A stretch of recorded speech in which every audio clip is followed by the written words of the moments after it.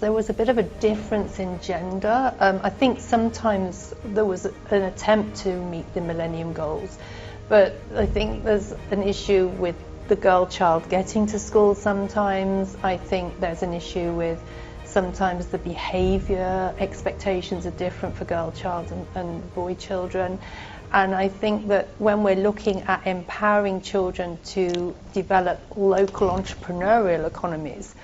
if they are developing an English curriculum that may still be very much about colonialism, then that curriculum is not necessarily going to empower those students with the knowledge, skills, experiences and competencies they need to build local, maybe cafe societies, and from that build local entrepreneurial economies that can really be amplified and propelled through professional learning networks, where private schools in Nigeria might become new partners with state schools and really start to spread good practice and raise the standards of education up to lift our children to where they belong. And I think also in Ghana we're seeing a big difference in terms of the rural north and then the maybe more urban south, and encouraging people from the cities to go to rural schools to teach in the villages is something that Mahamadou Idrisu, who is a former PhD student of mine, now a great doctor and very senior leader in the university, what he's done is really try to empower teachers to gain the experience, and if they're going to go on to be leaders of education systems, they need to know what education is like in rural Ghana, and particularly in the north they need to know about issues to do with the Sustainable Development Goals, about water, about sanitary provisions, about food, about how we are empowering people to become farmers and to transport their own goods, rather than maybe some other nations coming in, previously British people, French people, and now maybe Chinese people coming in, and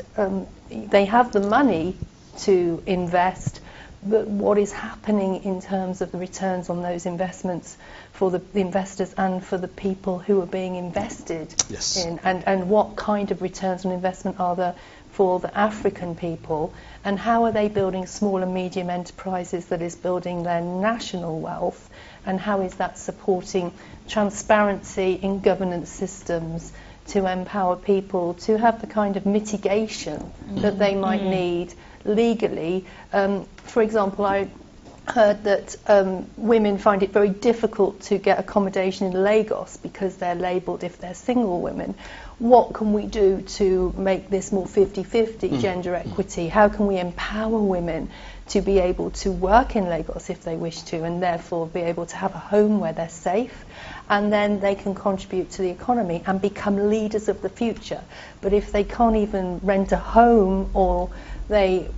deposit down a bond and it's lost, we're not really empowering our women, and then that is actually going to prevent families from being empowered, and those women going on to teach their children the 5 pillars of Islam if they're Muslims, or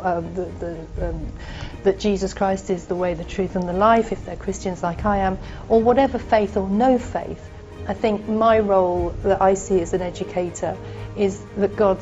has given me the opportunity to love him and then love all his people, not just love all his Christian people. And if we want peace on earth, then maybe God needs to make the judgments of how people live their lives. What we need to do is empower them to make informed choices about those judgments, so that when they do meet God, which we believe they do, but some people may not, and they're entitled to that view, but when they do come to that point, they will have had a fair chance through an education system to be the best they can be and to meet their maker at that point, feeling that they have done everything that they could to be obedient to God and to love God and to love their neighbours as themselves. Absolutely. Now, you've mentioned a couple of things here. You've mentioned the gaps in the education system, let's say in Nigeria, an example for single moms. You have mentioned the women empowerment. You have mentioned various faiths, because you see, this can affect the education system.